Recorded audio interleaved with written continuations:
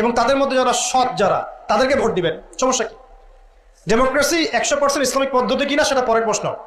এখান থেকে আপনি এখন বের হতে পারছেন না, তার মানে এখান থেকে স্কিপ করা আপনার পক্ষে পসিবল হচ্ছে না। তাহলে যে ব্যক্তি সৎ তাকে কমসে কম নিযুক্ত করেন, সমস্যা কোথায়? তার দ্বারা কিছুটা হলেও তো উপকার হবে। মানে নাই মামার চেয়ে তো কানা মামা ভালো নাকি? খেলাফত তো কায়েম করতে পারছেন না, পারছেন?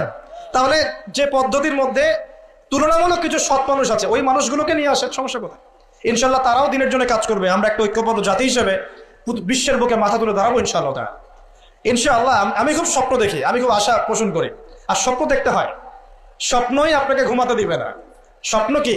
স্বপ্ন দেখতে হয়। স্বপ্ন নিয়ে তো মানুষ বাঁচে। একটা উন্নত জাতি গঠনের এবং সব দিক থেকে সমৃদ্ধ একটা দেশ গঠনের স্বপ্ন আমরা সবাই দেখবো, কেন দেখবো না? এই স্বপ্ন নিয়ে আমরা বাঁচবো, ইসলামিক ভাবে গড়বো, যাতে বিশ্বের বুকে আমাদের দেশটা মাথা তুলে দাঁড়াতে পারে ইনশাআল্লাহ। মাথা তুলে দাঁড়াবো মানে কাতার একটা ছোট্ট কান্ট্রি না, ঢাকা শহরের সমানও হয়তো না কাতার, এত ছোট কান্ট্রি। এই ছোট্ট একটা কান্ট্রি সারা বিশ্বের বড় বড় অ্যাফেয়ার্স এর মধ্যে মাথা ঢুকাচ্ছে।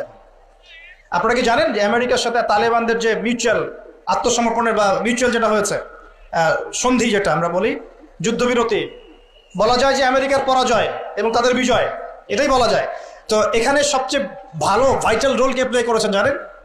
এই কাতার। ছোট্ট একটা কান্ট্রি। কাতার হচ্ছে আমাদের আয়তন অনেক বড়।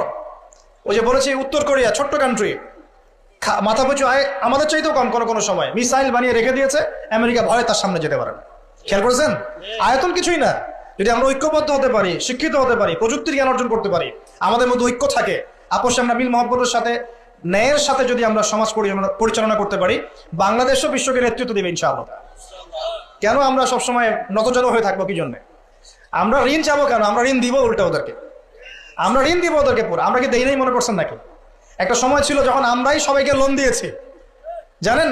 একটা সময় ছিল যখন এই মুসলিমদের লোনের উপরে পশ্চিমারা টিকে থাকতো। আমরা ওদেরকে জ্ঞান দিয়েছি, মেডিকেল সায়েন্স দিয়েছি, প্রযুক্তির সবকিছু দিয়েছি। ওই মঙ্গোলিয়ানরা যখন আক্রমণ করেছিল বাগদাদ হালাকু খায়ের সময়, তখন আমাদের একটা অধঃপতন ঘটেছে। অনেক জ্ঞান, অনেক সম্পদ নষ্ট হয়ে গেছে।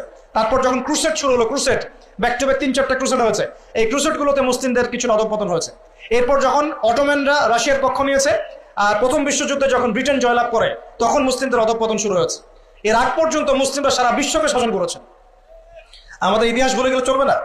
স্বপ্ন দেখেন, ইতিহাস পড়েন। আল্লাহ পাক সময়ের মূল্যায়ন করতে বলেছেন। প্রিয় ভাইরা, ইতিহাস পড়েন, কোরআনের হিস্ট্রি পড়েন, বিশ্বের হিস্ট্রি পড়েন, নিজের সময়কে মূল্যায়ন করেন। আজকেই তওবা করেন, ফিরে আসেন এবং দিনের জন্য কাজ করেন, প্রত্যয় ব্যক্ত করেন। আল্লাহ পাক তৌফিক দান করুন। এই সময়ের কসম করে আল্লাহ বলছেন সবাই ক্ষতির মধ্যে আছে। সবাই বলতে কারা? সবাই বলতে সেই সব মানুষ বাদ দিয়ে যারা 4টা গুণ অর্জন করবে।